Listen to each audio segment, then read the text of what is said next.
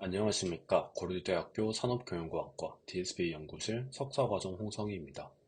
제가 이번 영상에서 소개해드릴 논문의 제목은 Learning to Filter Context for Retrieval Augmented Generation입니다. 해당 논문은 2023년 아카이브에 공개되었으며 5월 12일 기준 인용 횟수는 19회입니다. 발표 복차는 다음과 같습니다. 먼저 리트리버를 왜 수행해야 되는지에 대해 간략하게 살펴본 이후 레그라고 흔히들 불려 말하게 되는 리트리버 어그멘티드 제너레이션에서 보통 어떠한 방식으로 리트리버된 패세지들이 사용되는지 살펴보겠습니다. 또한 이러한 리트리버 상황에서 어떻게 좀 더 제너레이션을 잘 할 수 있는지에 대한 선행 연구들에서도 함께 살펴보겠습니다. 이후 해당 논문에서 제안한 방법론인 필코에 대해서 살펴보고 실험 및 추가 분석, 마지막 결론 순으로 진행하겠습니다. 배경 지식에 대해서 설명을 드리기 전에 앞서서 해당 논문에서 제안하는 필터 컨텍스트, 즉 필코라는 방법론에 대해서 간단하게 먼저 살펴보겠습니다. 해당 방법론을 한 문장으로 표현하자면 다음과 같습니다. 리트리브된 패시지 중에서도 아웃풋 생성에 필요한 문장을 골라내자 라고 표현해 볼 수 있을 것 같습니다. 아래 피규어에서 나와 있는 것처럼 input 쿼리 Q를 기준으로 리트리버된 패시지 P가 있습니다. 이 리트리브된 패시지 P는 여러 문장으로 보통 구성되는데요. 이러한 여러 문장 중에서도 특히 정답 아웃풋 O를 생성하기 위해서 가장 필요한 문장만을 필터하여 필터드 컨텐트 T를 얻게 됩니다. 이후 원래 인풋 쿼리 Q와 필터된 컨텐트 T를 함께 제너레이션 모델에 넣어서 최종적인 예측과 프레딕션 P를 생성하는 구조를 보이고 있습니다. 간단하게 해당 논문에서 제안한 방법론인 필코에 대해서 살펴보았고, 이제 해당 논문을 이해하기 전에 앞서 필요한 간단한 배경 지식들에 대해서 소개해 드리도록 하겠습니다. 많은 기업들이 리트리버 어그멘티드 제너레이션에 관심을 보이고 있습니다. 그렇다면 이 리트리버를 왜 해야 하는가에 대해서 간단하게 살펴보겠습니다. 바로 모델에 내재된 논리지의 한계를 극복하고자 하는 것이 가장 중요한 포인트라고 할 수 있겠습니다. 2019년에 EMNLP에 공개되었던 Language Models as Knowledge Bases라는 논문에서는 라마라는 일종의 벤치마크 데이터셋을 공개했습니다. 해당 논문의 결론은 프리트런 랭귀지 모델은 사전학습 과정에서 이미 대량의 코퍼스를 이용했고, 이 과정에서 모델은 자신의 파라미터의 논리지를 담고 있음을 결론으로 내보였습니다. 즉, 이처럼 모델의 파라미터에 내재된 논리지는 이후 논문들에서 파라메트릭 논리지라고 표현되는데요. 이러한 파라메트릭 논리지는 자신이, 즉 모델이 사전학습에 사용한 데이터에 내재된 정보에 국한되어 있습니다. 즉, 사전학습 데이터에 포함되어 있지 않은 지식 혹은 새롭게 갱신된 지식이라면 해당 모델은 알지 못합니다. 이러한 한계점을 극복하기 위해서 위키피디아와 같은 외부 논리지 베이스를 탐색하여 추가적인 논리지를 랭귀지 모델에게 주입해준다 라고 생각을 해주시면 좋을 것 같습니다. 레그 상황에서의 가장 일반적인 방법은 아래와 같습니다. 즉, 리트리버에 의해 반환된 탑 K개의 패시지들을 제네레이션 모델인 제네레이터에게 단순히 입력으로 제공한 형태를 보이고 있습니다. 가장 직관적인 방법이긴 하지만 본 논문에서는 이러한 방법이 너무 나이브하다, 즉 무분별하게 탑 K개의 패시지들에 있는 모든 문장들을 제네레이션 시 사용하고 있음을 지적하고 있습니다.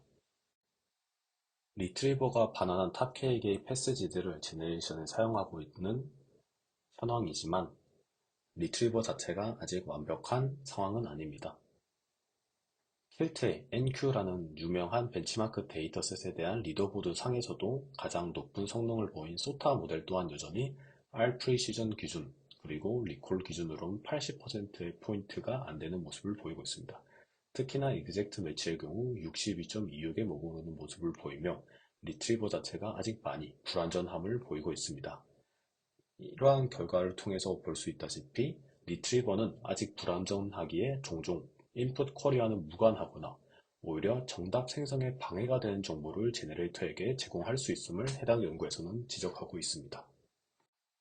가장 이상적인 상황은 제너레이터가 정답을 생성하기 위해 정말 필요한 정보만을 리트리버가 제공하는 것일 겁니다. 하지만 현실적으로 앞선 슬라이드에서 봤던 것처럼 완벽한 리트리버가 없기 때문에 리트리버 단독으로는 이러한 문제를 해결하기가 매우 어려운 현황입니다.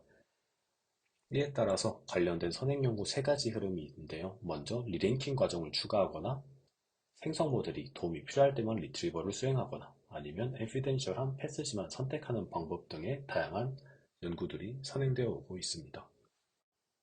첫 번째로 리랭킹 과정을 추가했을 때 모습입니다. 리랭킹이라 함은 2차 필터링 역할이라고 이해해 주시면 좋을 것 같습니다. 이니셜 리트리버, 즉 맨 처음 쿼리를 기준으로 외부 놀리지 베이스로부터 리트리버를 탑 n개 찾아옵니다. 이후 리랭커라는 별도의 모델을 이용해서 탑 n개를 탑 k개로 추리는 과정을 거치게 됩니다. 그리고 실제 실험 결과 리랭킹 과정을 추가했더니 리트리버 태스크의 성능이 향상되는 모습을 일관되게 확인할 수 있었습니다. 그러나 이러한 리랭커가 추가적으로 사용된다는 관점에서 컴퓨테이셔널 코스트가 추가된다는 단점이 존재합니다. 실제로 리랭커를 학습하기 위한 과정이 필요하게 되고 추가적으로 인퍼런스 란에서도 리랭킹 과정이 수행되기 때문에 컴퓨테이셔널 코스트가 추가되는 모습을 보이고 있습니다. 제가 피겨에 담은 방법론의 이름은 lit2g라는 방법론인데 해당 방법론에 대해서 좀 더 궁금하신 분들은 제가 이전에 세미나에서 다뤘던 영상을 참고해 주시면 감사하겠습니다. 그 다음은 생성 모델이 도움이 필요할 때만 리트리버를 수행하는 것입니다. 외부 놀리지 베이스에 있는 놀리지를 논-파라메트릭 놀리지라고도 흔히들 말하는데요. 이러한 논-파라메트릭 놀리지가 필요하다고 판단되는 인스턴스에 대해서만 리트리버를 수행하는 방식이 제한되기도 했습니다. 실제로 어댑티브 리트리버라는 방법론을 제안한 연구에서는 아래와 같은 내용을 보였습니다. 퀘스천에 존재하는 주어의 위키피디아 페이지 조회수가 특정 임계치보다 낮은 경우 리트리버를 수행하는 방식을 취했는데요. 이때 가정 자체는 아래와 같습니다. 만약에 특정 명사 형태의 주어가 위키피디아에서 조회수가 높다면 인기가 많다고 생각해 볼 수 있겠습니다. 그렇다면 인기가 많은 명사 혹은 주어이기 때문에 인터넷에서도 관련된 글이 많이 존재할 것입니다. 이에 따라서 프리트레인 코퍼스에도 충분히 포함되어 있을 확률이 높을 것이고 이러한 코퍼스를 이용해서 사전 학습된 랭귀지 모델은 이미 해당 명사 혹은 주어에 대해서는 많은 지식을 가지고 있을 것입니다. 이러한 상황에서 만약에 모델이 이미 가지고 있는 파라메트릭 놀리지와 새롭게 추가되는 논-파라메트릭 놀리지 간의 충돌 현상인 놀리지 컨플릭트 현상을 방지하기 위해서 선택적으로 리트리버를 수행하는 방식을 취하고 있다라고도 생각해 볼 수 있습니다. 실제 실험 결과 인기도가 낮은 퀘스천에 대해서는 리트리버 수행 시 성능이 향상되는 모습을 확인할 수 있습니다. 즉, 랭귀지 모델에 충분히 놀리지가 없는 주어가 포함된 퀘스천의 경우에는 추가적인 논-파라메트릭 놀리지를 통해서 해당 퀘스천의 주어와 관련된 지식을 보강해 주었더니 실제 결과 또한 향상된 모습을 보였습니다. 반면 이미 포퓰러리티가 높아 코퍼스에 충분히 존재하여 해당 랭귀지 모델이 가지고 있었을 것으로 판단되는 지식에 대해서도 리트리버를 수행하는 경우 오히려 성능이 하락되는 모습을 확인할 수 있습니다. 이처럼 아래 예시의 경우가 바로 놀리지 컨플릭트가 발생한 경우라고도 함께 이해해 주시면 좋을 것 같습니다. 이러한 놀리지 컨플릭트 관련해서도 흥미로운 연구들이 다수 수행되고 있으니 함께 찾아보시면 좋을 것 같습니다. 추가적으로 본 슬라이드에서 소개해드린 어댑티브 리트리버 방법론 또한 제가 이전에 When Not to Trust Language Models라는 제목으로 소개해드린 적이 있으니 함께 참고해 보시면 좋을 것 같습니다. 그 다음은 에비덴셜한 패스지만 선택하는 방법입니다. 리트리버된 패스지별로 정답 아웃풋 생성에 필요한 패스지인지를 판단하는 구조입니다.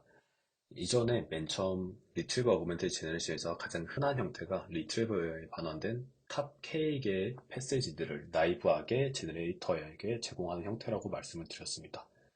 이때 좀 더 증거가 되는, 즉 에비덴셜한 패스지만 좀 더 반영을 할 수 있다면 제너레이션은 정답 아웃풋을 잘 생성할 수 있을 것입니다. 해당 논문에서 제안한 모델의 구조는 T5의 FID를 적용한 형태입니다. 이때 인코더는 1개, 그리고 디코더는 두 개의 사용한 특이한 모습을 보이고 있습니다.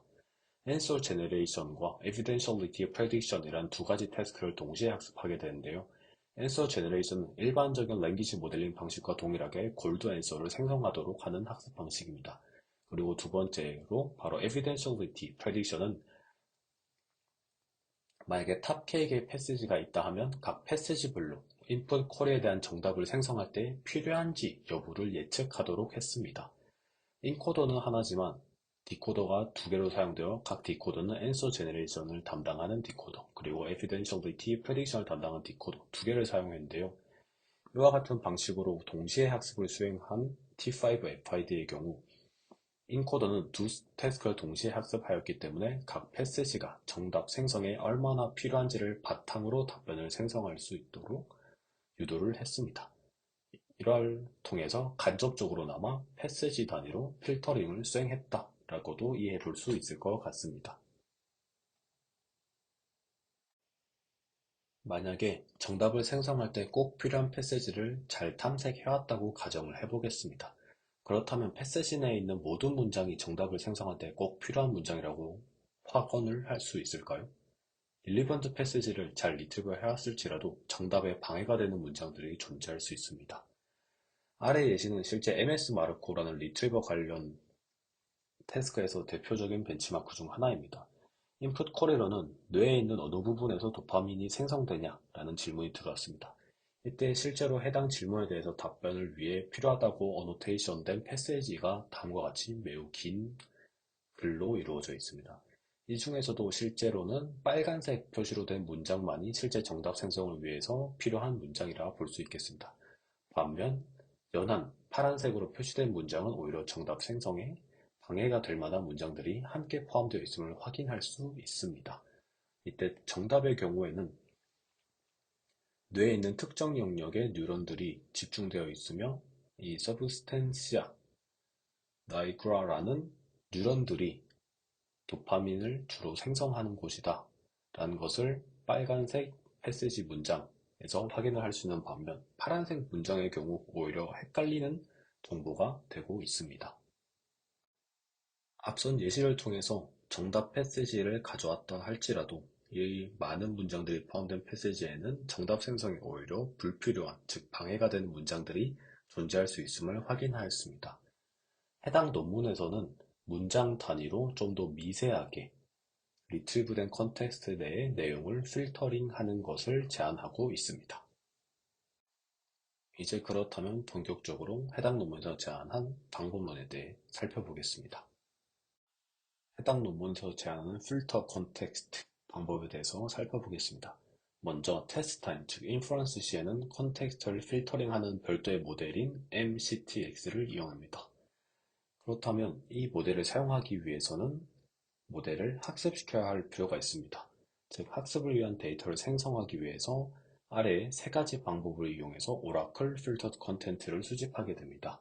총 세 가지 방법을 이용하는데요. 먼저 정답 아웃풋 포함 여부에 따라서 각 문장별로 필터 컨텐트로 사용할 건지 말 것인지를 확인하는 방법. 두 번째로 정답 아웃풋과 각 문장 간의 텍스트가 겹치는 정도를 기반으로 혹은 특정 문장이 제공됐을 때 제네레이터가 정답 아웃풋을 생성할 확률을 기반으로 각 문장별로 정답을 생성할 때 얼마나 필요한지를 판단하는 방식이 사용되었습니다.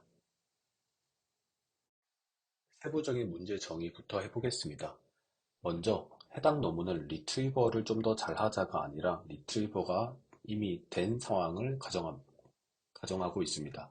즉 쿼리와 관련된 패시지는 이미 주어진 상황을 가정하고 있습니다. 그 다음은 노테이션에 대해서 말씀드리겠습니다.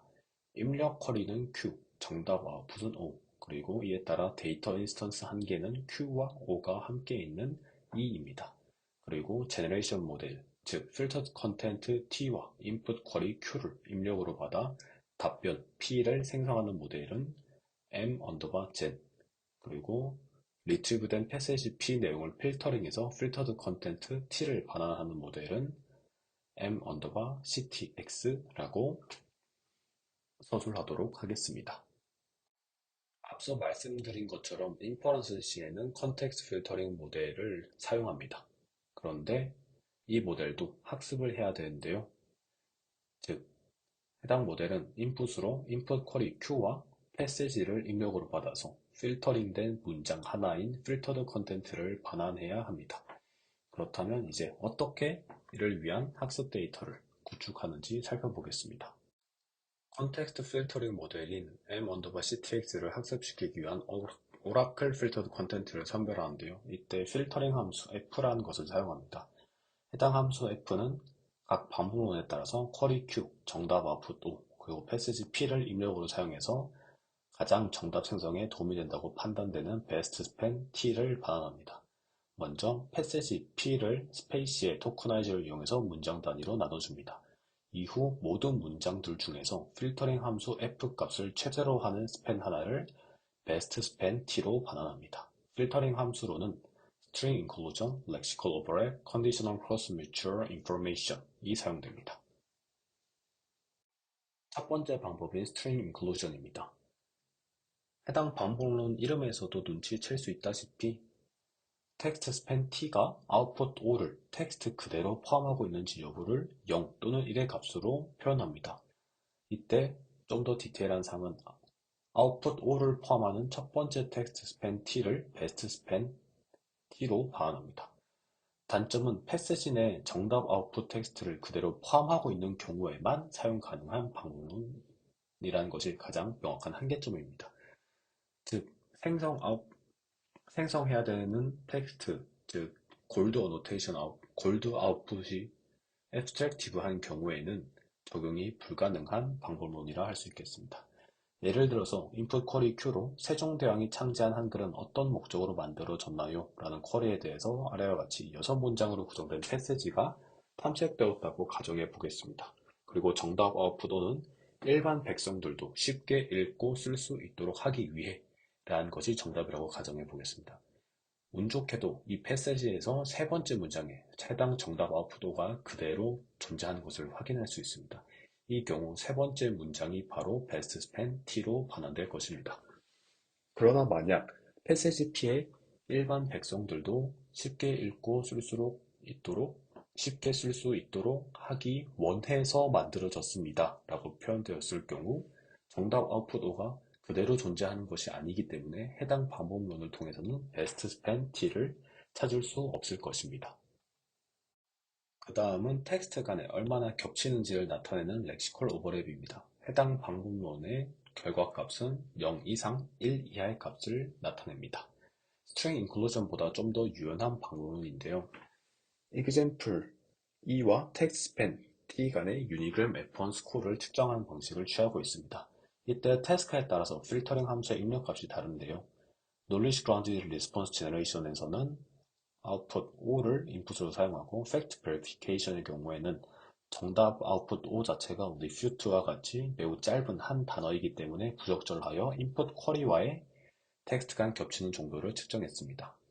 만약에 유니그램 F1 스코어가 threshold 0.5보다 크고 가장 값이 큰 텍스트 스팬 T를 베스트 스팬 T로 반환하는 방식을 취하고 있습니다.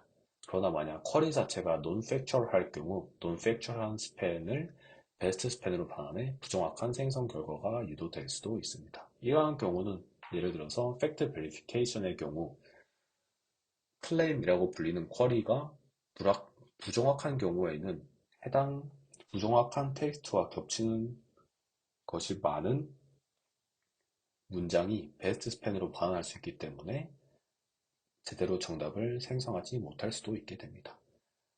아래 예시를 봤을 때 만약 인풋 쿼리 큐로 조선 초기에는 한글이 널리 사용되지 않았었다 라는 텍스트가 있다고 가정해 보겠습니다. 그리고 리트리브된 탐색된 결과 패시지는 4개의 문장으로 구성되어 있으며 이 중 각 문장과의 유니그램 F1 스코어를 계산했을 때 첫 번째 문장이 가장 높은 F1 스코어를 보였다고 가정해 보겠습니다.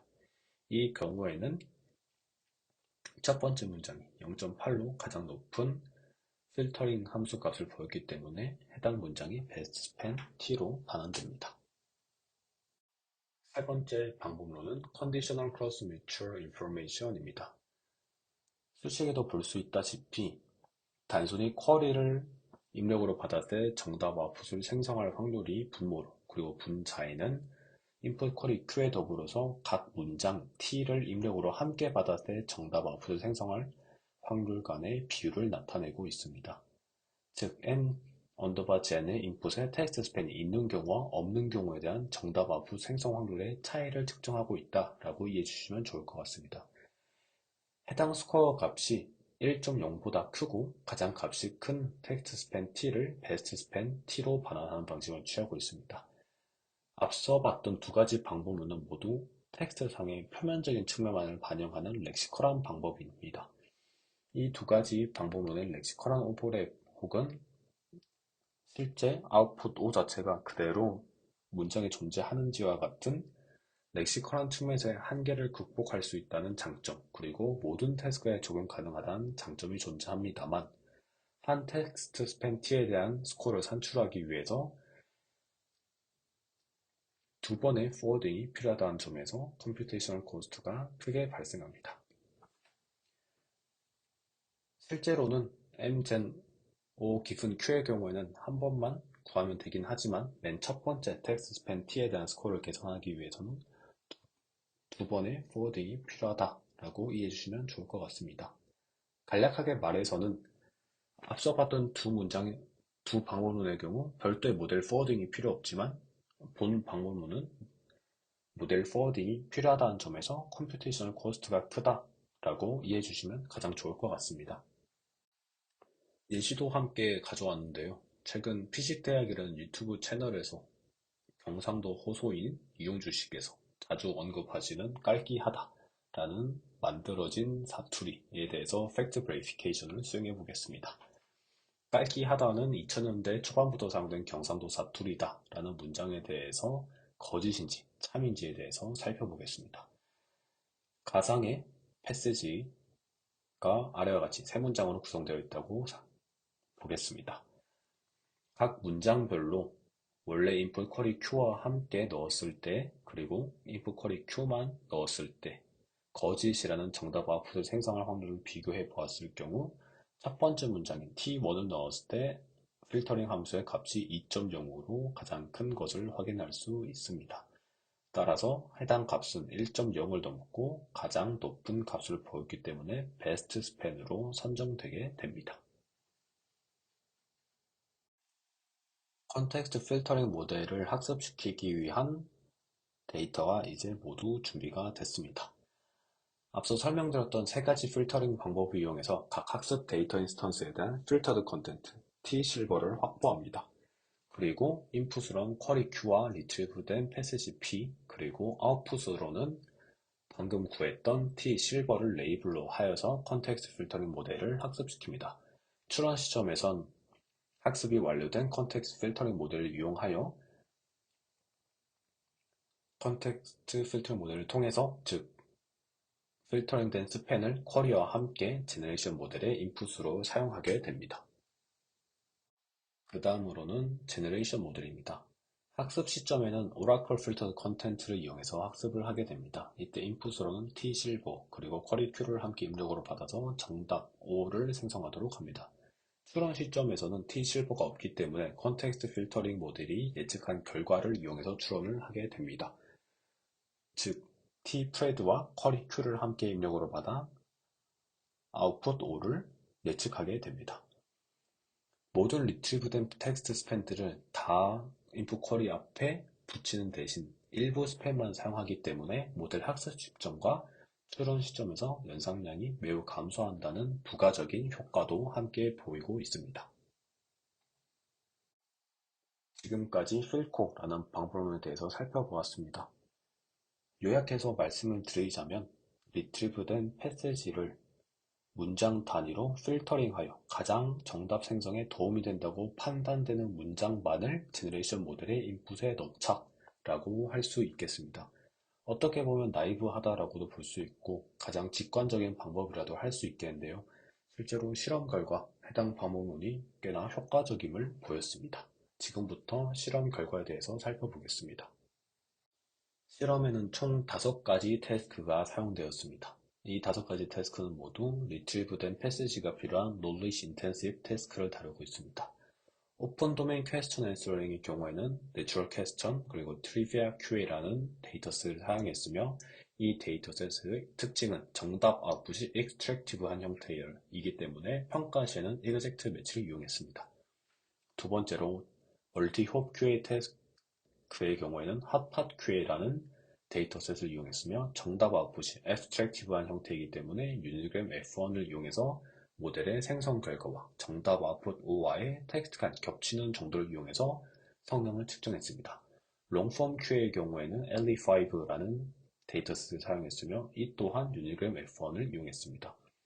팩트 베리피케이션의 경우에는 Fever 데이터셋을 이용했으며 이 경우에는 사실상 분류 문제라고도 볼 수 있기 때문에 Accuracy를 이용했으며 마지막으로 Knowledge Grounded Dialog Generation의 경우는 WOW라는 매우 유명한 데이터셋을 이용했고 유니그램 F1을 이용해서 평가했습니다.